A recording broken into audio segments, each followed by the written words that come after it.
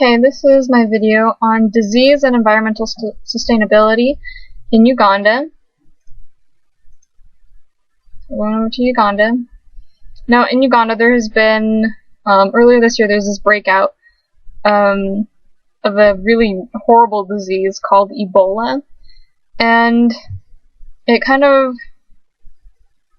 broke out over here in Kibale. So it's the western region of Uganda, and basically what this disease is it's this horrible fever, and it gives you this terrible rash.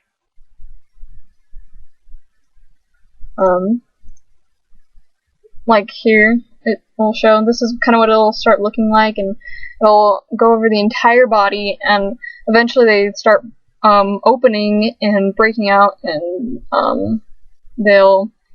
they start to get really infected, and it's really nasty. I chose one of the nicer pictures to show.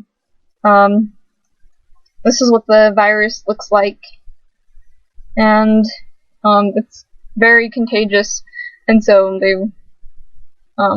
were using like masks and everything, going the whole 9 yards to make sure that it didn't spread any further.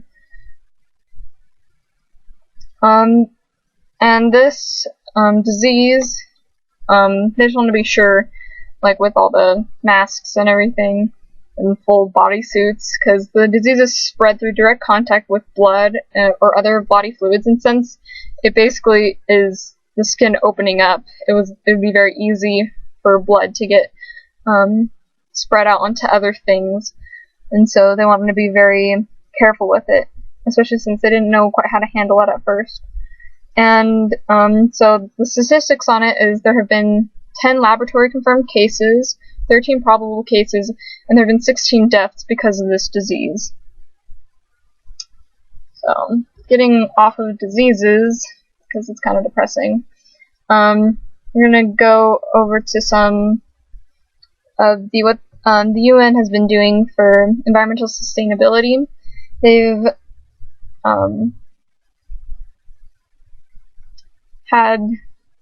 are 3 UN historical sites in Uganda, so we're going to go over to one of them. This one is near Kampala, which is the capital city. It's the Kasubi Tombs of the Kings of Uganda, and basically, let me get a picture for you. So that's what it looks like.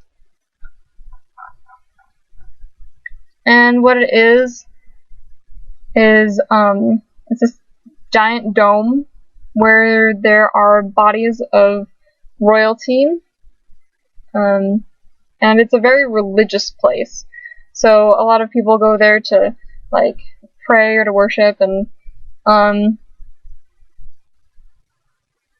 lot of it was destroyed in a fire in 2010. So they've been working on restoring it right now. That's kind of what they've been working on for that. But it's like the most spiritual place in all of Uganda. The next place is in the western part of Uganda, and it's the Bwindi Impenetrable Forest. And it is really amazing looking. So that's what it looks like, which is it's so beautiful there. And it houses over 200 different kinds of tree species, so it's one of the places with the greatest number of tree species and diversity of trees. And it has lots of different animals. There are 350 different types of birds that are there. It's also home to chimpanzees, the Ehost monkey, the gray-cheeked mangabe, the giant forest hogs, and small antelope. And it's also home to my favorite animal ever, which is the African elephant. So when I heard that, I got really excited, and it became like my favorite place ever. So there's that one. And then the last one is the Rwenzori Mountains. And these ones are kind of fun, just because like in this picture it shows, it kind of reminds me of like Alice in Wonderland with like these big trees that are just all kooky looking, and like as you can see, this guy's like really small, and it's fun. And so there's a mountain, and this mountain holds the third highest point in Africa after Mount Kilimanjaro and Mount Kenya. So, and it also provides a great deal of the amount of water that runs into the Nile.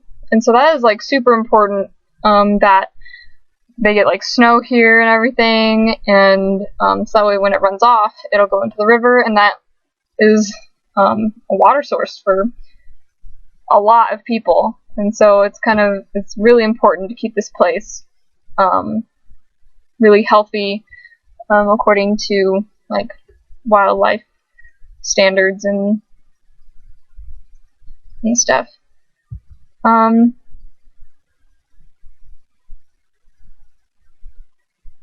Yep. So there are